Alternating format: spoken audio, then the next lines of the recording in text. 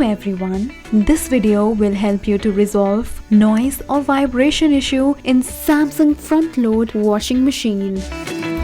If your Samsung front load washing machine tends to wobble or vibrate excessively during spin cycle, or if UB or UE error appears on the display, then follow the tips suggested in this video to resolve this issue.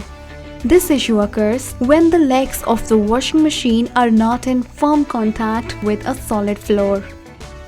To resolve this issue, stop the washing machine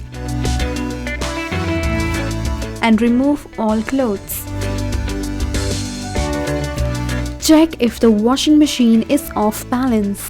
For that, press it from diagonal corners. If it wobbles, then this indicates that the washing machine is unbalanced. Adjust all 4 legs of the washing machine using spanner provided with the installation kit. Rotate it clockwise or anti-clockwise as required.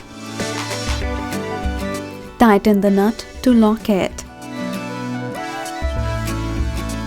All 4 legs of the machine should be in firm contact with a solid floor. At last, do the final inspection. So use these steps to resolve noise or vibration issue in Samsung front load washing machine.